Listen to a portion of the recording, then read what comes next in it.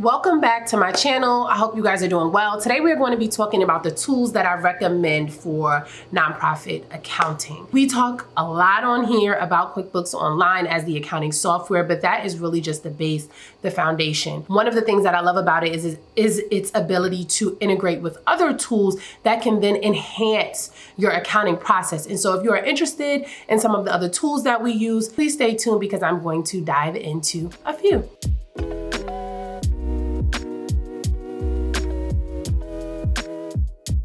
Now, the accounting function consists of many different areas, right? And to have these areas run seamlessly, they are typically backed by the PPT, the three-pronged PPT, I like to call it: people, process, and technology. And depending on your organization determines the mix that you need to have of those three. But essentially every organization's accounting function are typically going to be made up of those three resources. When we think about those three resources, we then dig a little bit deeper as to what tools can you use, right? That T in the PPT, what tools can be used to help enhance the process for said function. And so I'm going to go over a few different functions and the tools that we use. Some, it's like one tool flat out. This is the tool we love. This is the tool we use. For others, there might be more than one. So let's jump right in. First section is going to be bill pay. I did a previous video on Bill.com versus Melio. These are still two tools that we use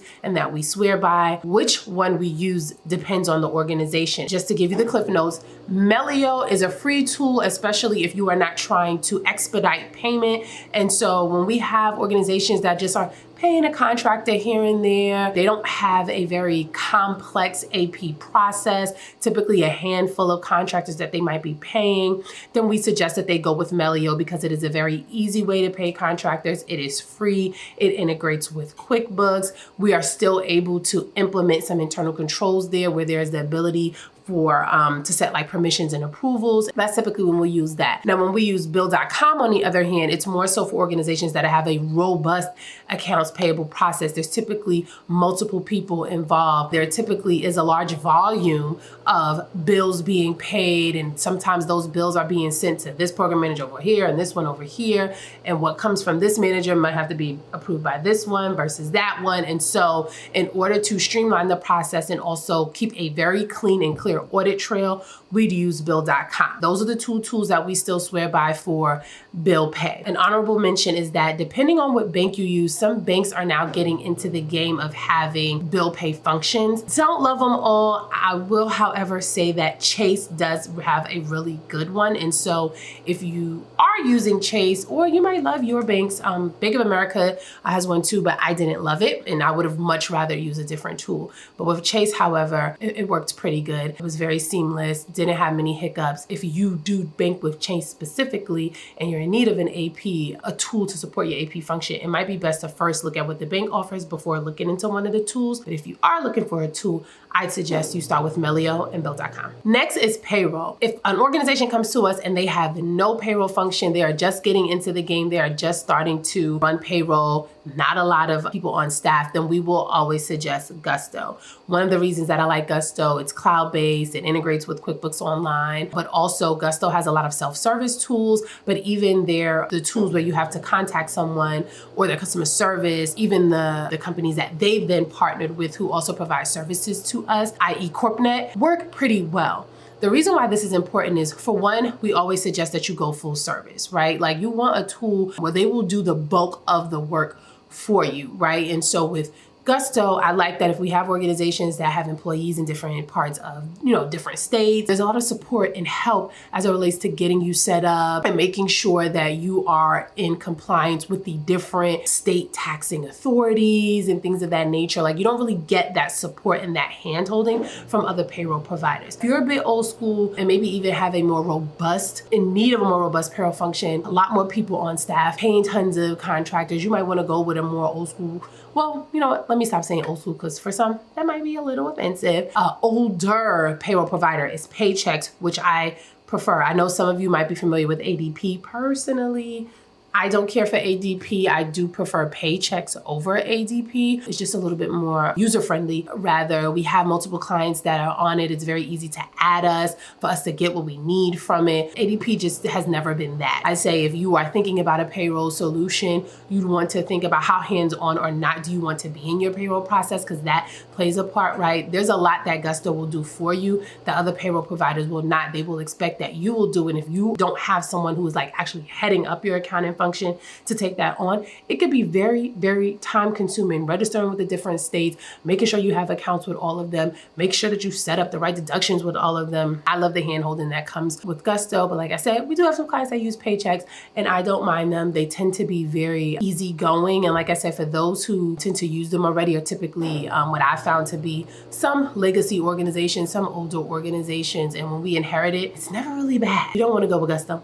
I'd say just give Paychex a try. Next is going to be expense reporting / receipt management. So if we're just thinking around receipt management, I do suggest just going ahead and using receipt capture in QuickBooks Online, especially if you're already using QuickBooks Online. You're already paying for the software, and it's a feature that comes with it where you are able to take pictures, you can upload, drag and drop. It goes right into the system. It can be attached to the transaction. Hello, audit trail. If that sample selection that comes to the auditor, you got the supporting documentation right there, attached to the transaction. Honestly, chef's kiss. I really have never had any issues with it, other than sometimes the AI algorithm-ish or whatever it is that helps QuickBooks run well sometimes will maybe match it wrong, but you still have to accept it. And we are of the belief of we review anyway before we ever will accept it or match it to the transaction. And so that could be a bit annoying, but works for us. But if we're thinking more so where you're looking for expense management, maybe you have you are in need of multiple cards. This program manager is spending, that one is spending. We need to be able to approve expenses, and you need to be able to submit for reimbursements. Divi, D-I-V-V-Y, who has been purchased by Bill, if I'm not mistaken, is a great tool. And not only do they do expense management, but you can actually get the credit through them. And so we have a few clients that use them. It's been very helpful. We typically get the statements at the end of the month and break down those expenses as we see them come through QuickBooks Online. We haven't had any issues, to be honest. And I really like the ability to be able to streamline that expense management piece and having real-time tracking and being able to create a collaborative spending approach, being able to set limits and being able to indicate when something needs an approval. And so if you're an organization where you have a bit more spending going on and you need to be able to track it and watch it closely, and you don't want to be giving everybody cards to your actual account, right? That's a no-no. Typically we would suggest like getting, some sort of a credit card where you have like the master sub accounts, but if not, Divi is an absolute great option, and it's one that we enjoy using with our clients. Next is going to be financial reporting. Here, we use one tool. It's called Fathom. Now, what I will say is I would consider this more of an accounting tool to be used by accountants, rather, is more so what I meant. So I wouldn't suggest, for example, the executive director go in and try to figure out how to use Fathom. But if you have an accounting function where you have a bookkeeper or an accountant that is putting together your financial reports and you're looking to enhance your reporting in some ways, then I would suggest that they take a look at Fathom. Love QuickBooks Online, but don't always love the reporting. And sometimes we want to, let's be honest, make things look aesthetically pleasing. Sometimes we want to have tables and charts, not necessarily just numbers splattered on a page. And Fathom helps us to do that. We can customize things. We can automate certain things. We can make templates that we can then use over and over. It's just a really great tool, and we like it. Think about like board reporting, reporting to funders. Sometimes it just really helps us to be a bit more non-basic, if that makes sense. That's really it. Fathom for reporting. So the last one is going to be donation management / online fundraising. This is going to be really key for organizations that run like fundraising campaigns, maybe even have a significant amount of individual donations. You typically want to have some sort of platform or tool that is helping you to manage those. And so I'm going to speak about two. The first one is Little Green Light. which is considered like a versatile donor management tool. It has database management, right? So if you're running campaigns and you want to track your donors, you want to be able to send them things, acknowledgments and things of that sort, you can do that through the tool. Of course, it has online processing for your donation, so people can pay you through the tool online. And it has customizable reporting, right? Like you want to be able to see who paid what over a course of period of time. You know, you want to be able to track maybe even if you have like recurring donors, people who are giving to you quite often. Especially you got to show your donors some love. Key to having a proper platform, especially when you have individual donors, is being able to get the data so that you can actually love on them. You can share information with them. You can see who's paying you, what they're paying you. Like some of you don't even know, like there's some donors who be hitting you off consistently, but if you are not digging into the data, you'd never know. A little green light is one. I've never had any issues with it. Depends on the size of your organization as to whether I believe it will work best for you. I think small to mid-size is where the sweet spot is at, but if you are interested, give it a try. Now, DonorBox is going to be the other platform.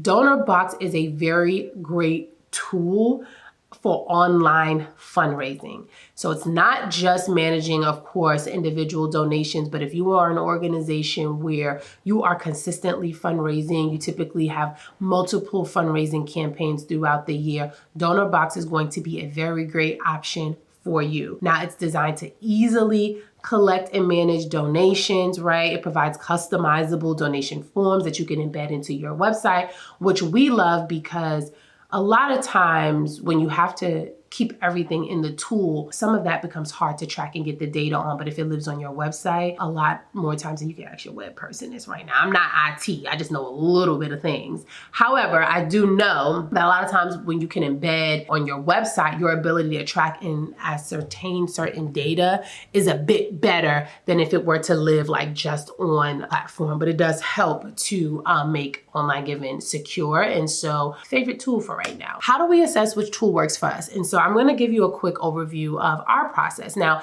as it stands, typically we have this tech stack of tools that we will pick and choose depending on the organization that we're working with. But if this is something that you are doing for yourself, you always want to start with an assessment. Like, what is it that you are even trying to solve for? You need to know that first because there are so many tools out there and some are rather expensive. And I'd hate for you to try to get a tool that doesn't even fit what you need and then you're wasting money and it doesn't work out, right? Second, you want to scope it, right? So define the specific goals and objectives, identify who are the key people that are going to be needing to use this tool or get something out of using this tool, right? And then gather input on their expectations and their requirements because that needs to be taken into consideration when you are determining which tool you're gonna go with. The third part of the process is research.